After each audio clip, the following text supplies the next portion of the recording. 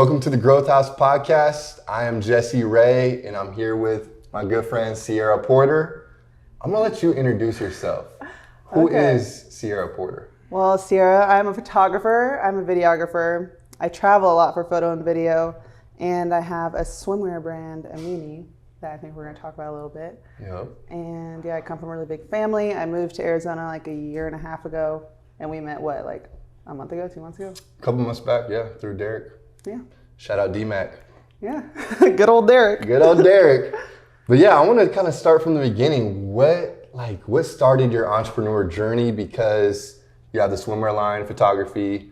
Have you ever had a W-2, or has that just been straight into, after college, straight into, your own business? Yeah, well, it's been straight into my own business. I never actually had a job that's real. I mean, I think it's a real job, but what people consider a real job. But yeah, going back, I did kind of always like to sell things, and they weren't always, my things. I would not steal. I was like 6, and I thought we were done with books or toys, and I could just go around the neighborhood and with my wagon and have a garage sale out of my wagon. And so I've always kind of thought about making money. But then when I was little, I also was always stealing my mom's film camera or her video camera and just taking pictures, making videos. I would drag my siblings out and make them put on weird outfits and do photo shoots. So all of this has kind of been in my blood. And you have a big family. You have Yes. how many brothers and sisters? I have 5 brothers and 2 sisters. 5 brothers, 2 sisters. And they were down. The brothers were down to put on the outfits. Oh yeah, they were. It was when they were 3, they didn't know any better. You took advantage of your younger siblings. advantage. Got it. But then when they get older, now they ask me because now I'm actually decent at it. Right. But so they've always been down. So now you're the stylist? I'm not the stylist. Okay.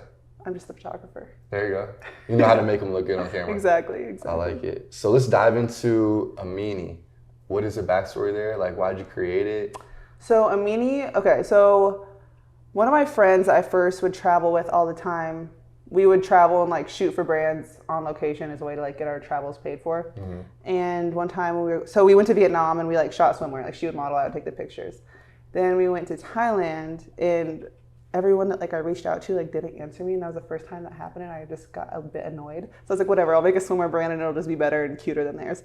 And so that was kind of my ego kind of gave me the idea, but I've always loved the ocean, and I just knew if I started a brand that I wanted it to be sustainable and ethical, because I'd at that point learned a little bit about fast fashion and what it does to the country and what it does to the people that produce everything. And so that was kind of the idea of it. And I just reached out to my friend. She was down to partner with me, and it started a week later. That's awesome. When was this timeline-wise? It launched in July. It'll be 2 years ago that it launched. Yeah. But we probably worked on it for almost a year before it launched. Mm-hmm. So, yeah.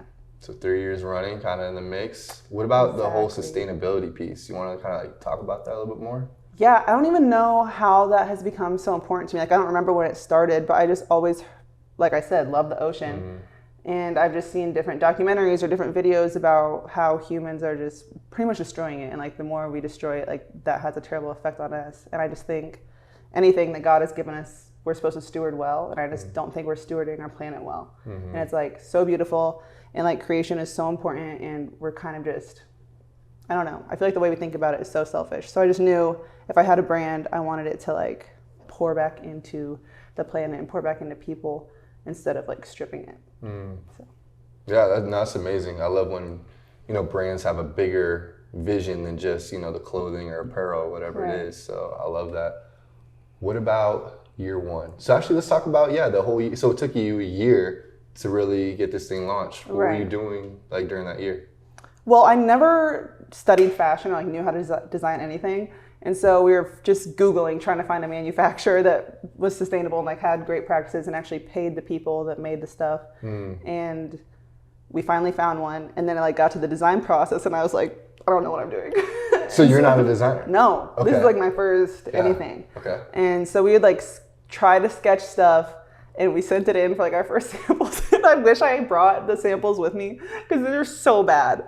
It's embarrassing. Clip art bad, or no? Where are we going?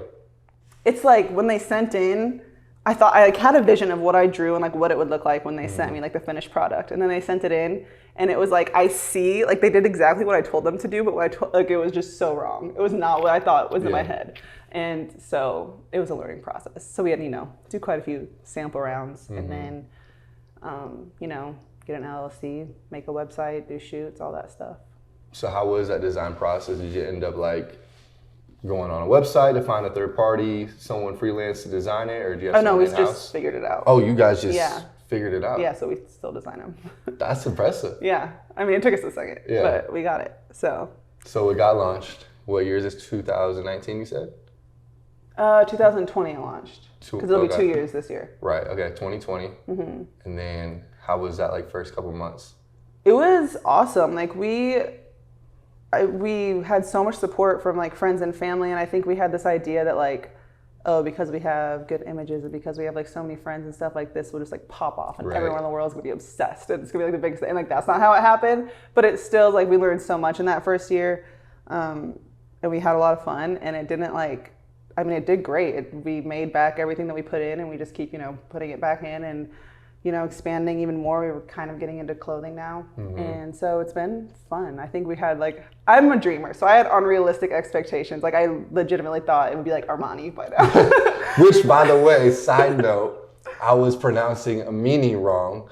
And so I was telling all my friends, like, yeah, I know the person who designs and created Armani. And they would look at me kind of like confused, but also like, that's really cool. And then it took me a while to realize Armani's a really big brand. No, it's like massive. It's huge. So I can't take credit for that, but maybe one day, hopefully. Oh yeah, Media will get there. We'll get there. That's awesome. So year 2, first couple months, you have this vision of it's gonna pop off. I feel like everyone who starts an LLC in a business, that's kind of what happens. Yeah. And then you have great support from your family and friends. And then how do you, especially with like sales, how do you market? How'd you get a bigger audience than just outside that inner circle that's for your friends and family? I think that's what we were kind of confused on, because we tried like the whole influencer route at first, and it just like failed miserably. Like people that we would like pay to shoot and to post like just wouldn't. Or like people that we sent stuff for free and they said they would shoot, like just kept the stuff and ghosted us. So like it was just like, the influencer world is mean. And so we stopped going that route. We tried Instagram, like paid ads, but I just think that's so saturated now that it's just, everything's lost in the sauce. And so we really just started like guerrilla marketing. I think that's what it's called now. Is that like when you're out in the streets? Not like actually in the streets, but like we would DM people, we'd email people, we would just, do whatever we could to get the name out there.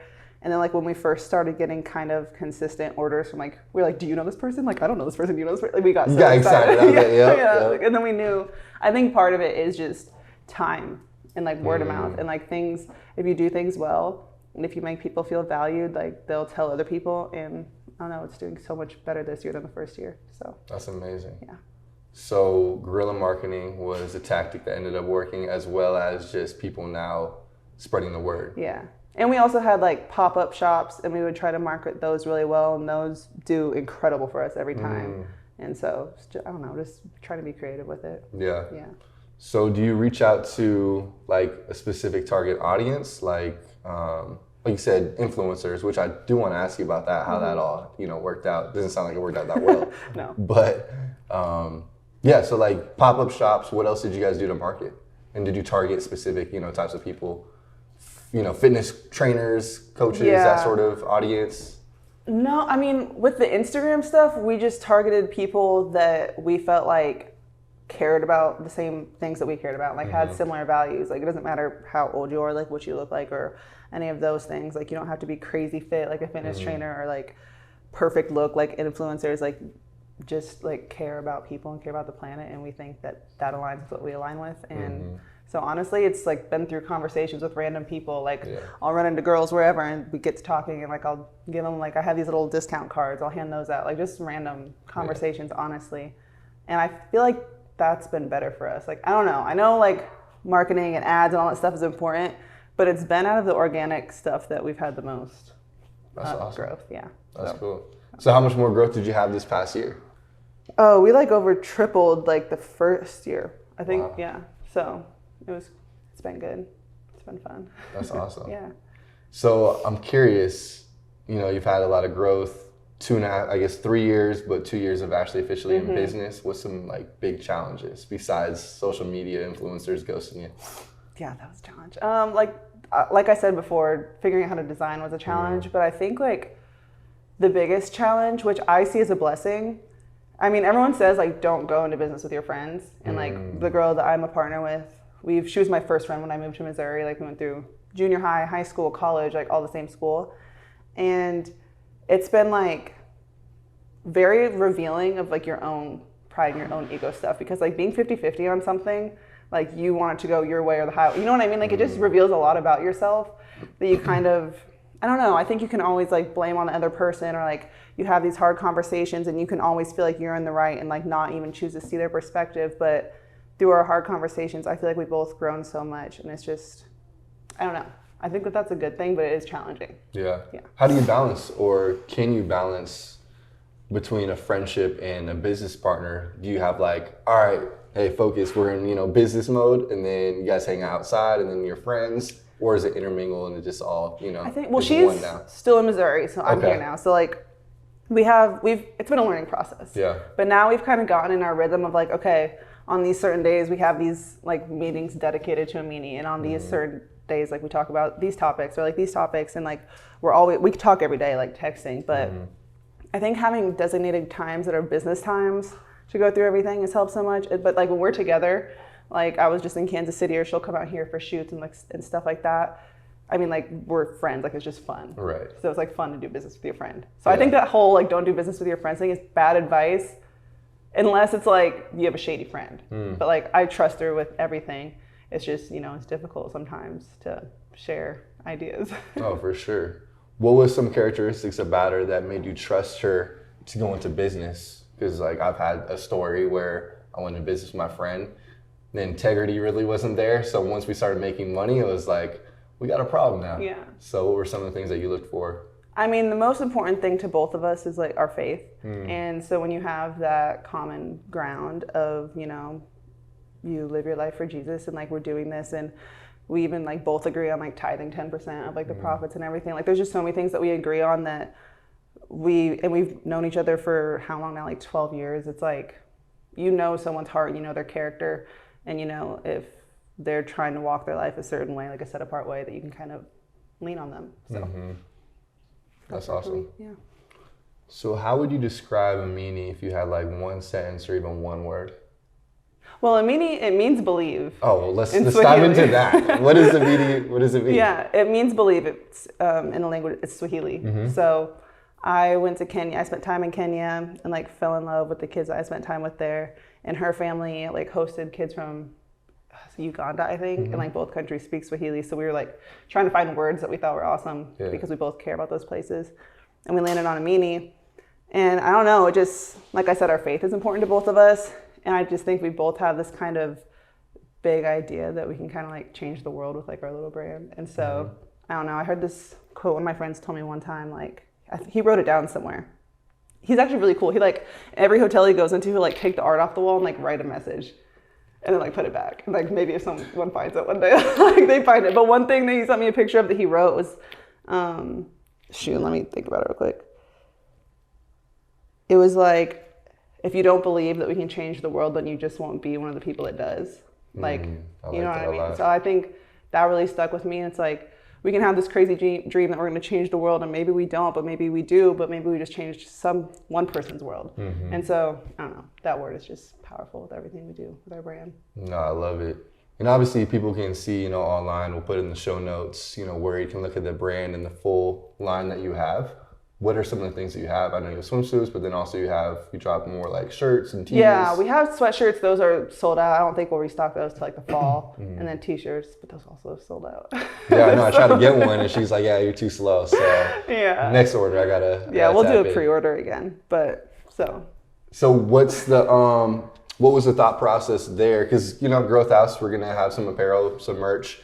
What was your thought process on kind of doing a limited release, and then you design new apparel each time, or are you going to do the same apparel and then just say, we stock back up? We want to keep expanding and doing new stuff, but we'll still like restock certain things just because, they did so well. Right. But I don't know. I just had so many dudes that would reach out, like, when are you making swim trunks? Like, when are you like going to have a men's line? And I was like, I might as well make something. So I just made unisex sweatshirts and t-shirts, and like mostly boys bought them. So I kind of think we have to get into that side of things soon. So no trunks yet? I just don't. I need like a second to nail swim design because that was new to me 2 years ago. And then I'll dive into swim trunks, but that seems kind of hard, but I'll get there. There you go. Like we need some, especially for the ice baths. Oh, I've heard about those. I'm not participating. Yeah, we'll get you one day. 6 a.m. ice bath at the girl's house. I get my beauty sleep and I don't go in cold things. One day. So how many different, I guess, designs do you have on the women's swim line?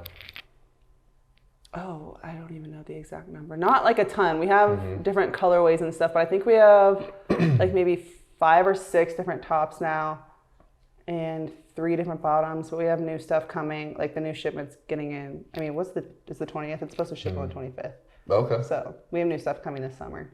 Nice. That's exciting. I know. Stay tuned. Stay tuned. That's awesome. So are you down to dive a little bit deeper into marketing and some... Yeah, I would just say just dive in even deeper to like how you market, how you brand. Okay, so from my, looking at Amini, it's very classy. And for myself with the Growth House, I'm realizing I should have probably done this before and we're really working on it right now, but seems like you have a very strict filter system on how you want to portray the brand and the perception of the brand and stay true to your core values. I know faith is huge in your life. Same with me. So just trying to figure out how to portray the best image of your brand to stay, grounded in who you are and what the business really is. Yeah. So with all that being said, did you create like, all right, here's our filter system that we have to make sure our images. Yeah. You know what I mean? Part of it's been like we had an idea. We didn't like write down exactly a filter system, but we knew what we wanted the brand to look like. We knew we wanted it to be classy. We knew that we didn't want. It's really hard with swimwear because like obviously like your body's like quite exposed, but we didn't want to be like you're selling sex appeal, right? Because I don't know, I just think like there's a time and a place for a swimsuit, but like it doesn't have to be made to be like an inappropriate thing. And so I really wanted the focus to be on the ocean and like the adventures you have in the ocean and like just being free spirited and just being in the moment. And I think hopefully we accomplished that, but we've kind of gotten more strict with everything lately because I think it was hard because like I don't live by an ocean. And so it's like every time we need to shoot something, it's like a trip, but then I would just be like, oh, we can shoot at the pool. But then I started posting those pictures. I'm like, that's just not like us. And so we had to like narrow the filter, and I think we're getting back on track with everything. But yeah, I just think knowing, like you said, our core values, it doesn't align with like trying to just like sell like a hot girl with a hot body and like a hot swimsuit. Like that wasn't ever what it was about. Right. It was just about like having fun and playing the waves. Right. Yeah. So question, if like a big time influencer posted your, swimwear, she's wearing it, but it doesn't fit your, criteria or brand, would you repost that or would you We share pretty much everything we're tagged in on our stories. Yeah. There has been like situations where it's like people tag us in pictures and like we want to repost them. And so we'll like collect all the pictures that people tag us in and like whichever one matches our vibe the most, we'll put like the first in the swipe, and then people can like swipe through and like see all the different people that have like tagged us and are wearing it out in the world. So that's kind of like our hack. So put them put them on the back. Yeah, they can go to the back. Okay, I'm about to steal that idea. Yeah, I mean it works. That's awesome. So was that hard in the beginning, or did you both knew right away like this is what we want it to be, and you never strayed away, or was there a time where it's like halfway through you're like, should we do more of this? Especially maybe in the beginning when you had the spike in family and friend sales, but then it maybe slowed down and then it picked back up. Was there any internal battle? I think the only internal battle, I mean, we both like have a hard time posting. Like it's weird that we went into swimwear because we both like don't like to just post bikini pictures all the time, like on our personal pages. So it was kind of hard to like market on our own Instagrams, which like have way more followers than the Amini one. We're figuring it out. There's a tasteful way to do it. But I don't know. We've never really strayed from wanting it to be, classy and feminine and fun, but like not aggressive, like soft porn. Right. So I don't know. It hasn't been that much of an internal battle, but it's just been kind of tricky to handle sometimes. Right. What's been like the funnest experience or the funnest part about this journey? So every year we have like new faces of Amini. We call them like our Amini rookies, and we'll go to like California and do this big shoot like one weekend, and it's so fun. Like everyone at the end always ends up being best friends. We just like stop taking pictures and just playing in the ocean together. Like it's literally the best time ever, and everyone has stayed friends. Like we're all still in each other's lives, and it's just a cool experience. And hopefully one day like we'll actually be able to pay them. Right now they just do it for free, but it's fun and it's a good experience. And I don't know, I just love that part of it, connecting with people. That's so cool. So wait, how do you get these rookie faces?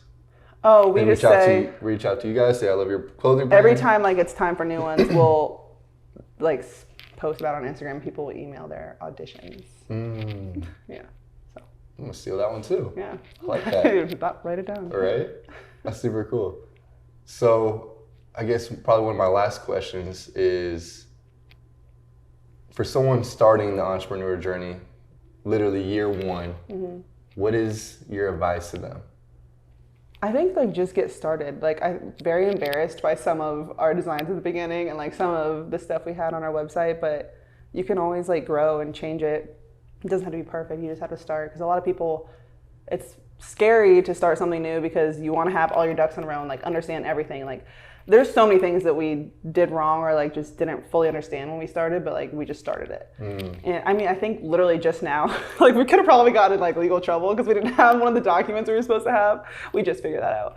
But like, You haven't it's been okay. paying taxes, it's all right. No, We'll we keep paid this our alive. taxes. We paid our taxes, but it was like something else. I won't mention it. Yeah, don't mention it. But I really just think it's getting over the hurdle of starting. That's a great point. A lot of people, I think, especially want to be entrepreneurs, have that, analysis by paralysis. Yeah. They call it. So that's a I think great you point. also have to be kind of discerning of who you share your dreams with, because there are going to be people in your life that really lift you up and like speak life into you and like pour into that and believe in you. And there's going to be people that are like point out the flaws in your ideas. And that can be really defeating when you're still in the process of like really putting your foot down and doing it. Having someone tell you that it's like dumb or like just questioning it is hard to hear. Yeah. So I just think being selective. That's so true. At the Growth House, our motto is you become who you surround yourself with. Have you had that? Has that had a big impact? Sounds like it has in your life on, making sure your friendships are intentional, you're connecting with the right people, you surround yourself with that, positive energy. Yeah, that's something that my parents have told us. Like one of my first memories in life, I feel like, is them always getting on us about who we surround ourselves with.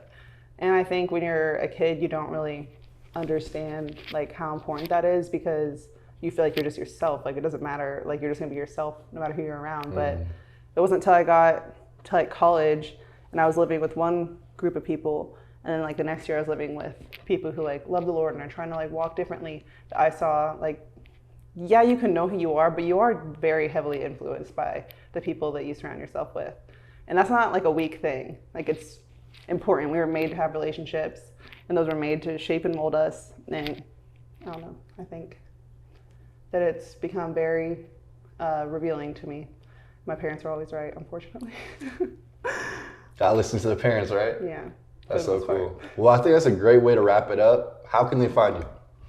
Oh, you can find me on Instagram. Well, the Amini Instagram is at Amini Swim.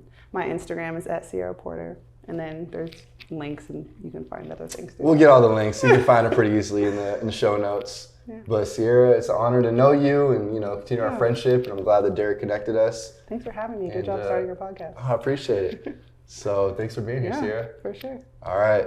All right.